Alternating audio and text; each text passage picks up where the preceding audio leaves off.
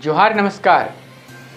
खबरें जो रहती हैं चर्चा में, खबरें जिस पर बातें होती रहती हैं, कुछ नवीनतम ताजा खास खबरों में से कुछ खबरों पर आइए नजर डालते हैं।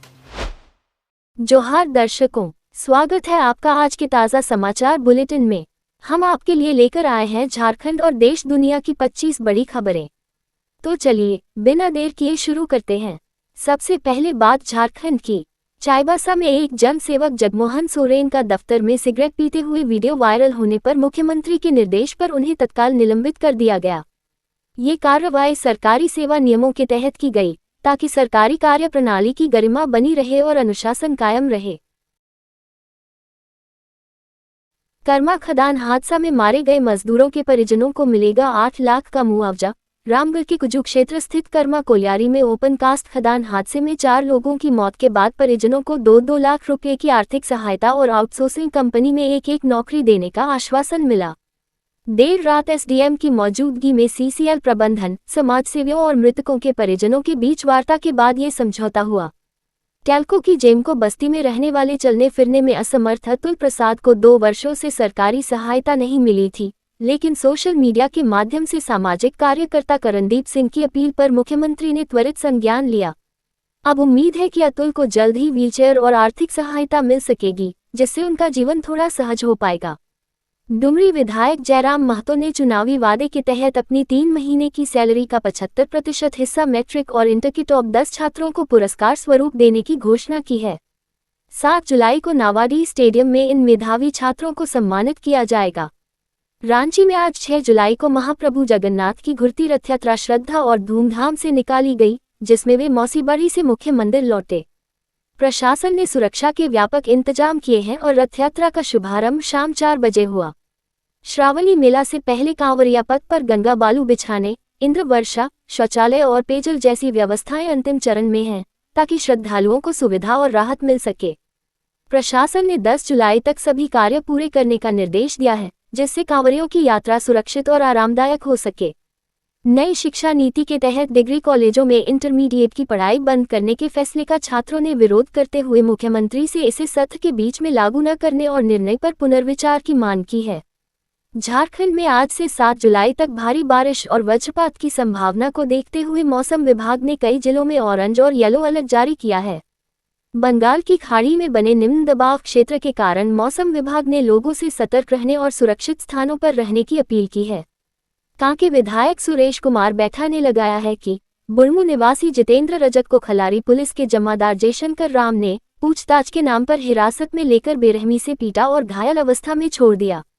उन्होंने सीनियर अधीक्षक से दोषी पुलिस अधिकारी शंकर राम को शीघ्र निलंबित करने की मांग की है।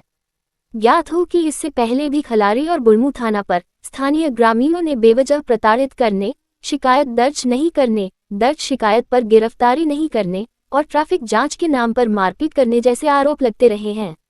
झारखंड हाईकोर्ट में असिस्टेंट पद की लिखित परीक्षा 20 जुलाई 2025 को रांची में होगी, जिसका एडमिट कार्ड 7 जुलाई से वेबसाइट पर उपलब्ध होगा। अगर एडमिट कार्ड डाउनलोड में समस्या या कोई गलती हो तो अभ्यर्थी 18 जुलाई को हाईकोर्ट कार्यालय धुरवा में जाकर सहायता ले सकते हैं। सिमडेगा के कोलेबिरा में नहर निर्माण परियोजना से लेवी वसूली की कोशिश में शामिल 2 अपराधियों फूल सिंह और राजेश साहू को पुलिस ने गिरफ्तार किया। उन्होंने कंपनी मालिक से प्रोजेक्ट लागत का 5% लेवी मांगा था और न देने पर जान से मारने की धमकी दी थी। सीताराम डेरा पुलिस ने मानगो बस स्टैंड पर छापेमारी कर करीब 1 लाख अवैध लॉटरी टिकट जब्त किए, जिनकी अनुमानित कीमत लगभग 5 करोड़ रुपये है। इस कार्रवाई में 2 आरोपियों को गिरफ्तार किया गया है और पुलिस अब इस पूरे नेटवर्क की जांच में जुटी है। स्वास्थ्य मंत्री डॉक्टर इरफान अंसारी ने दिल्ली में कांग्रेस महासचिव केसी वेणुगोपाल से मुलाकात कर झारखंड कांग्रेस की संगठनात्मक स्थिति और भविष्य की रणनीतियों पर चर्चा की। वेणुगोपाल ने उनके कार्यों की सराहना की और अंसारी ने पार्टी व जनसेवा के प्रति अपनी प्रतिबद्धता दोहराई। कोडरमा के साई इंटरनेशनल पब्लिक स्कूल में यूकेजी के 7 वर्षीय छात्र को नोट्स भीगने के कारण प्रिंसिपल द्वारा डंडे से बेरहमी से पीटे जाने की घटना सामने आई है, जिससे बच्चे को गंभीर चोटें आईं। परिजनों की शिकायत पर पुलिस ने मामला दर्ज कर लिया है और प्रिंसिपल ने अपनी गलती मानते हुए माफी मांगी है। रांची के चुटिया थाना क्षेत्र में एक फर्जी कोचिंग संस्थान पर सीआईडी ने छापेमारी कर युवाओं से नौकरी के नाम पर ठगी की आशंका में जांच शुरू की है। बिना बोर्ड और पहचान के चल रहे इस संस्थान में अफरा तफरी मच गई और फिलहाल सीआईडी पूछताछ और जांच में जुटी है। जमशेदपुर में 9 करोड़ की लागत से बने कम्युनिटी हेल्थ सेंटर में उद्घाटन से पहले ही दरारें और पानी रिसाव जैसी गंभीर खामियां सामने आने पर कांग्रेस नेताओं ने निर्माण में भ्रष्टाचार और खराब गुणवत्ता का आरोप लगाया है। बिजली कनेक्शन अधूरा होने और विभागीय लापरवाही के खिलाफ कांग्रेस कार्यकर्ताओं ने प्रदर्शन कर दोषी अधिकारियों और ठेकेदार पर कार्रवाई की मांग की है। रामगढ़ की कर्मा खदान में हुए हादसे को भाजपा नेता बाबूलाल मरांडी ने सरकार की लापरवाही से हुई हत्या बताया और अवैध खनन पर सरकारी संरक्षण का आरोप लगाया। उन्होंने उच्च स्तरीय जांच की मांग करते हुए कहा कि सरकार को हर मौत का जवाब देना होगा। केंद्रीय मंत्री अर्जुन राम मेघवाल 6 जुलाई को झारखंड दौरे पर आकर धनबाद में मारवाड़ी सम्मेलन में भाग लेंगे और रांची में नागरिक अभिनंदन व परिचर्चा में शामिल होंगे। अब देखिए राष्ट्रीय सुर्खियां। अमरनाथ यात्रा 2025 पर जाने वाले श्रद्धालुओं के लिए बीएसएनएल ने 196 रुपये में 15 दिन की वैधता वाला खास प्रीपेड सिम लॉन्च किया है, जिससे वे यात्रा के दौरान कम खर्च में संपर्क में रह सकेंगे। ये सिम प्रमुख यात्रा चेक पॉइंट्स पर आधार और यात्रा स्लिप दिखाकर खरीदा जा सकता है, क्योंकि यात्रा मार्ग पर केवल बीएसएनएल की सेवा मान्य है। ब्रिक्स शिखर सम्मेलन में भाग लेने ब्राजील पहुंचे पीएम मोदी का रियो डी जेनेरियो में भारतीय समुदाय ने पारंपरिक नृत्य और गीतों से भव्य स्वागत किया। इस यात्रा के दौरान वे वैश्विक और द्विपक्षीय मुद्दों पर चर्चा करेंगे और ब्राजील के राष्ट्रपति लूला के साथ विभिन्न क्षेत्रों में सहयोग को मजबूत करने पर बात करेंगे।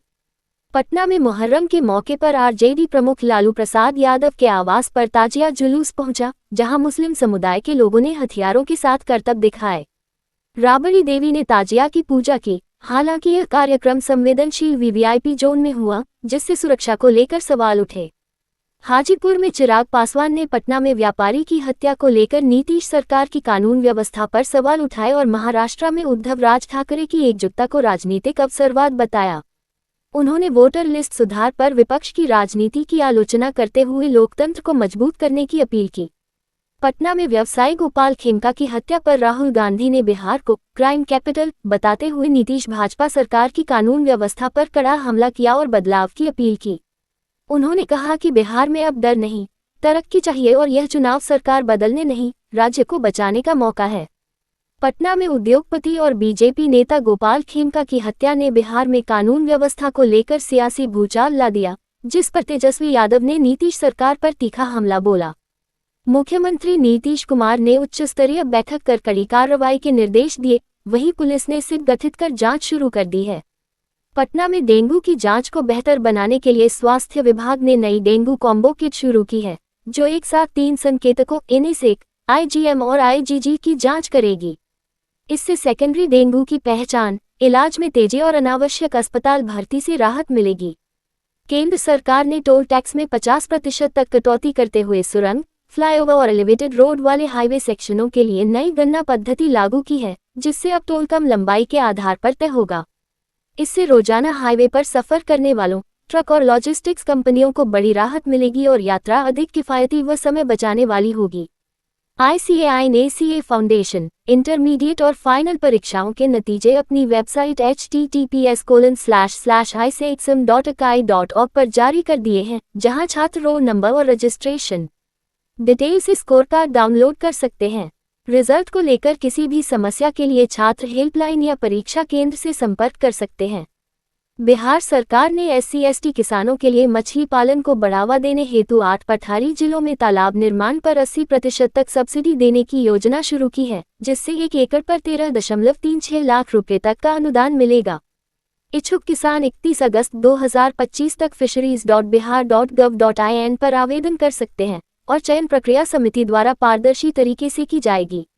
लालू प्रसाद यादव 13वीं बार निर्विरोध राष्ट्रीय अध्यक्ष चुने गए और 2028 तक आरजेडी का नेतृत्व करेंगे, जिसकी घोषणा पटना में पार्टी की राष्ट्रीय कार्यकारिणी बैठक में हुई। आरजेडी के गठन से लेकर सत्ता, संघर्ष और तेजस्वी यादव को राजनीतिक उत्तराधिकारी बनाने तक का सफर पार्टी की सियासी विरासत को दर्शाता है। ये थी आज की 25 बड़ी खबरें। अधिक अपडेट्स के लिए हमारे YouTube चैनल को सब्सक्राइब करें, फेसबुक पर फॉलो करें और लाइक व शेयर करें। अगले बुलेटिन तक जोहार और नमस्ते। देखते रहिए SVN न्यूज़ झारखंड।